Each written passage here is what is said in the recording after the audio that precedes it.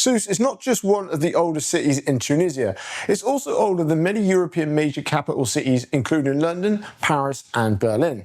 And because of that, this city is incredibly rich in history and culture, and that was actually one of the main reasons that drew us to this part of the country. On one side, you have these beautiful beaches, busy cafes and restaurants lining the Mediterranean coasts, but then only minutes away you can actually walk through places that are actually shaped by thousands of years of history, where different civilizations, religions and empires all left their mark on this incredible city.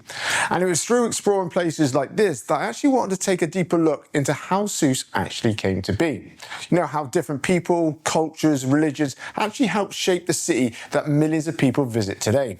But to actually understand why the city became what it is today, you actually have to go back to nearly 3,000 years, long before it was actually called Sousse and long before Tunisia even existed, as this place was known as Hadrian.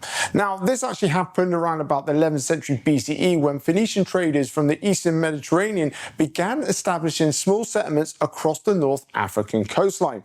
As at this particular time, this region wasn't, a country in the modern sense. It was actually home to indigenous Berber communities who are actually living across North Africa. So when the Phoenicians arrived, they weren't, coming to conquer a country in the modern sense, but they were traders looking for strategic coastline locations where ships could safely stop, exchange goods, and actually connect trade routes across the Mediterranean.